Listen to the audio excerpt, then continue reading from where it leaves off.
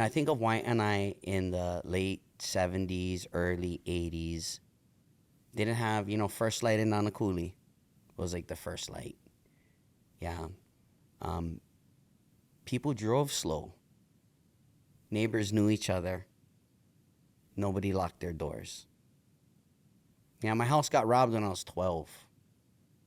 But for the first 12 years of my life, never even thought about locking anything up.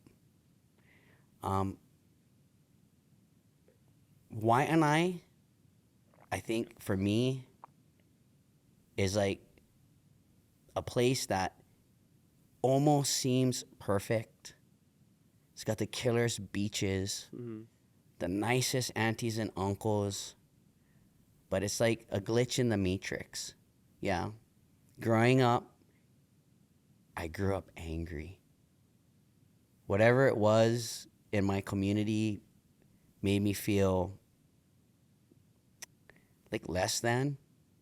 When you grow up, you get all farm fresh food and you like eat McDonald's, but you don't have money, you feel less than. Yeah, when you go to school and you get the same kind clothes from last year or the hand-me-downs that you got from cousin, and you feel less than. And I didn't appreciate how privileged I really was. Yeah, my dad's dad was the first resident physician and director of the Wai'anae Coast Comprehensive Health Center for like 45 years. Wow. And I literally grew up in a baby cage with all the nurses changing my diapers and running around the comprehensive when it looked like a shack on top of that hill. When I was 2, my dad married a woman by the name of Gwen Poi. And my mother that raised me, her dad was the last Kuleana taro farmer in the valley. And I got to be raised in 2 completely different worlds. Yeah, and in one world, I got to see the decline of our Ahupua'a system right before my eyes. Yeah, where it just seemed like there was always less. At the same time, in the hospital, there always seemed to be more. More sick people. More sick people, more funding, more, there was just, you look at Wai'anae Coast Comprehensive Health Center today, it's a beautiful facility at the expense of the health of the people of Wai'anae.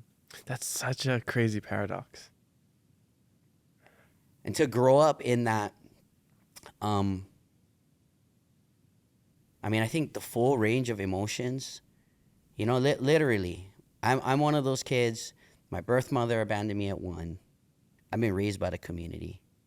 Yeah, my family in Hilo, they've shepherded me every summer, every break. Back home in Wai'anae, my dad was an Opelu fisherman. My mom was from a taro farm family.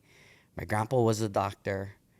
You think, why would this kid grow up and be problematic and have any problems? But I did. I've been to all kind of, 4th grade, I was catching a bus to Wahia, to a private school there that I didn't get accepted to.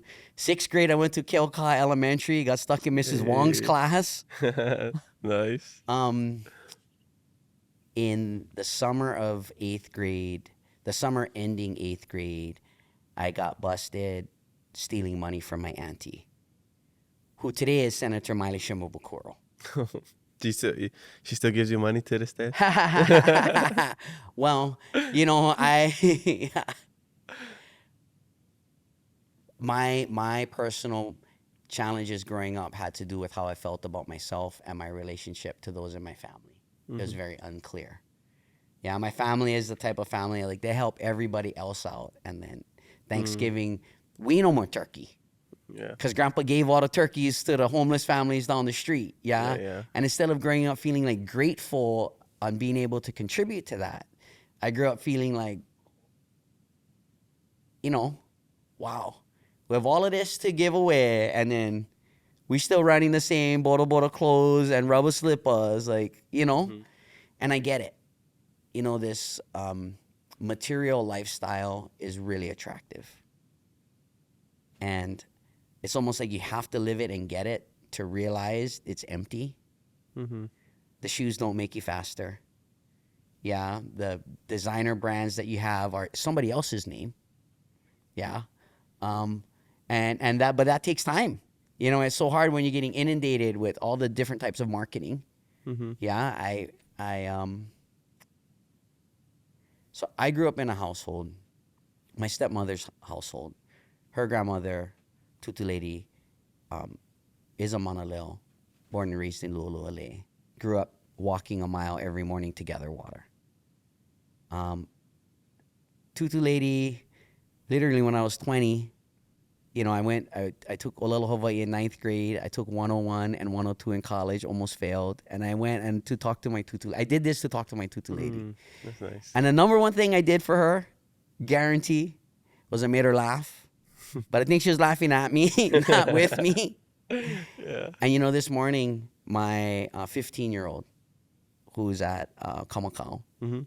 who's taking like some crazy Windward Community College summer school, all her text is Makolelo Hawaii. Cool.